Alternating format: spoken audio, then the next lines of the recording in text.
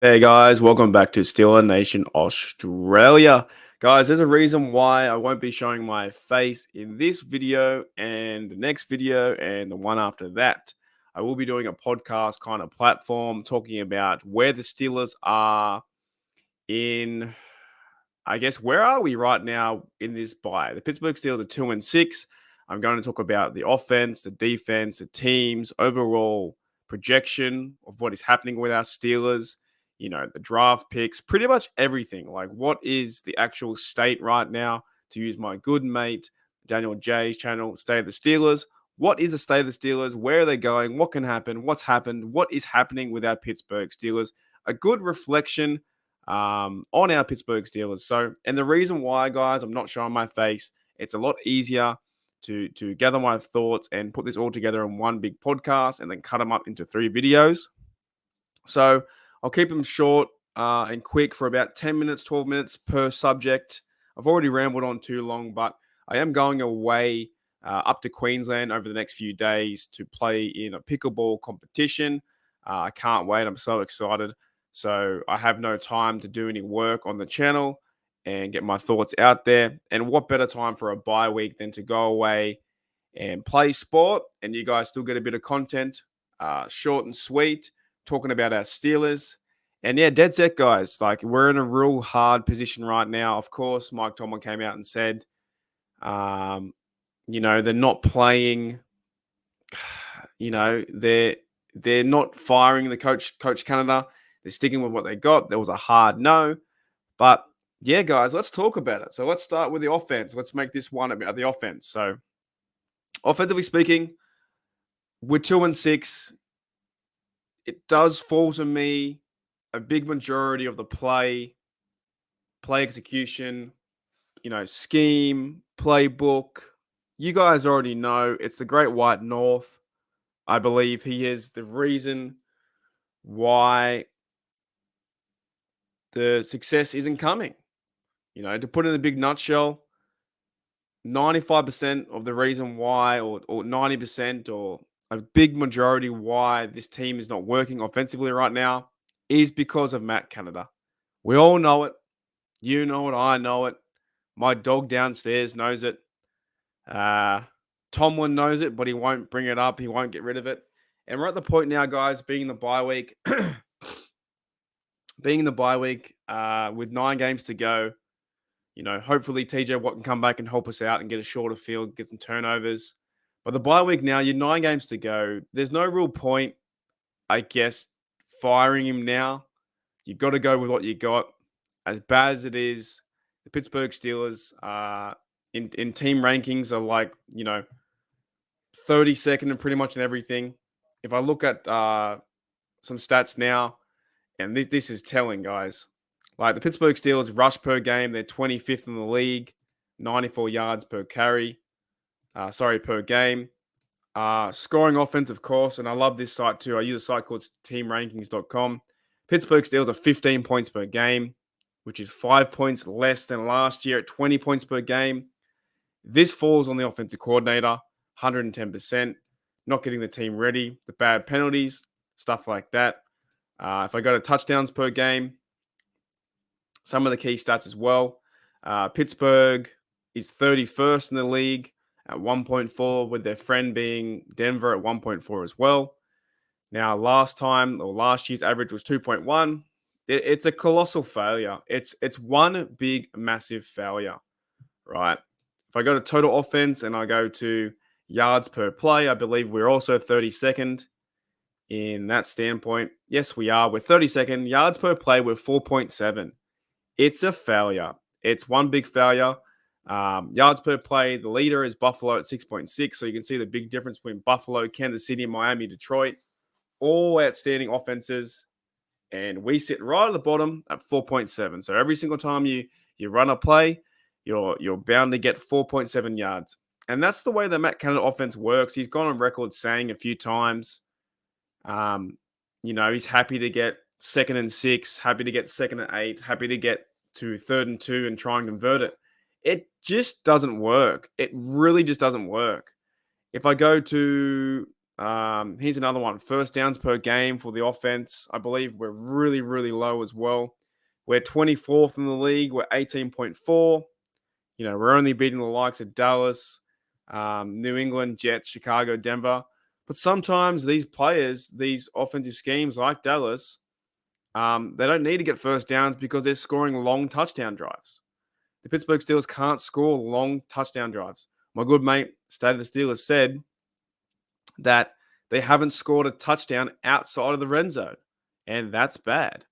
That's really bad. Now, time of possession as well. The time of possession has improved. It definitely has improved, right? But it's not something that is out of this world, you know?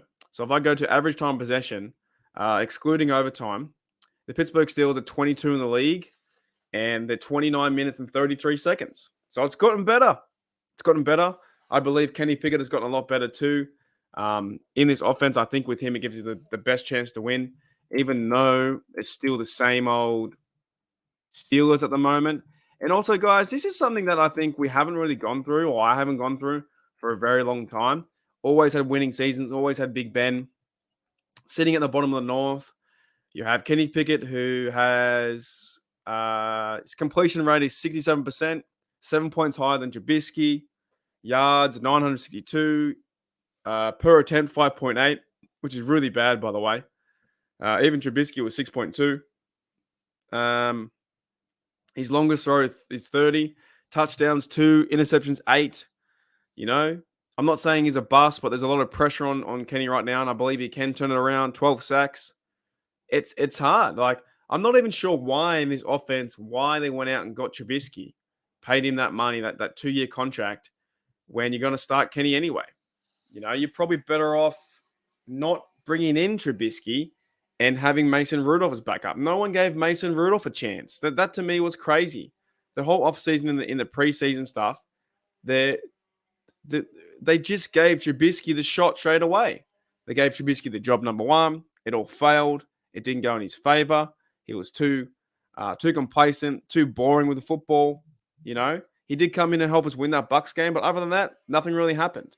Now, if you go into the rushing game too, Najee Harris has 361 yards, 3.3 average. Jalen Warren's trying his best at 153, 5.3.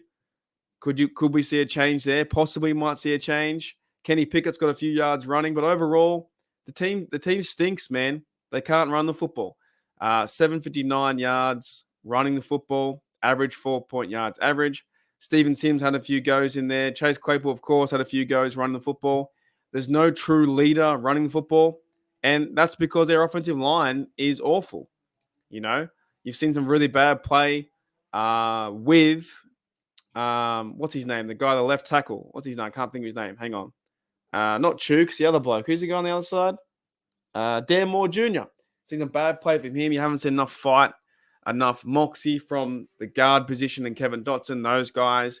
You've seen Mason Cole come out and say, you know what, we need to study the playbook. There's no real physicality on this offensive line.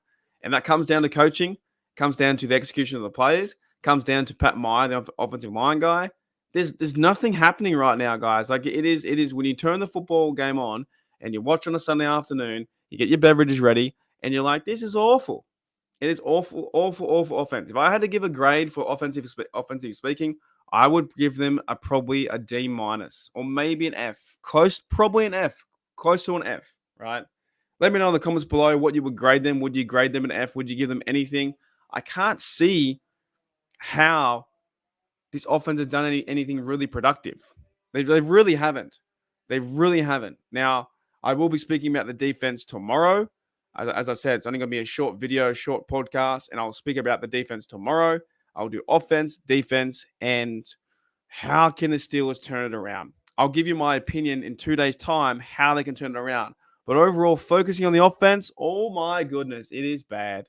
It is one of the worst offenses we've seen in years. No Big Ben.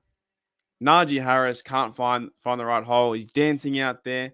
The only one of the guys I see that he's actually playing with heart and integrity is Freiermuth, is Jalen Warren. Those fellas, in my opinion, are going out there trying their hardest. Now, Kenny Pickett is trying hard too, but he's making rookie errors. He's making a lot of rookie errors, and it's just not cricket at the moment because the Pittsburgh Steelers can't score points. And you can't score points, you won't win games. And versus the Eagles team, you have to score points. You need to score points to keep up with them. Sure, it doesn't help having the defense, allow 28 points. But I will talk about that tomorrow, guys. Thank you for checking out an episode of Steeler Nation Australia and this podcast form where we've talked about the offense and we're in dire straits. The offense needs to get better. Matt Canada understands they need to get better, but he's taking no responsibility in that. And nor is Coach Tomlin. This team out of the bye has a chance to turn it around to win some games, but it looks like they're just going to coast into position that will be top 5, top 10 for a draft pick because I don't see too much changing unless they really, really, really pull their finger out and say, you know what? It all starts with me, player accountability, coach accountability, and they got to wake up. But we've been saying that. I've been saying that for so many years now, for 2 years now. So there needs to be a change, but the only people that can change it is the player themselves, and the coaching needs to change. But other than that, guys, you've heard me talk about the offense, and tomorrow I'll be talking about the defense in the same format. So thanks, guys, for checking out Steeler Nation Australia. If you like the content, hit that sub, hit that like.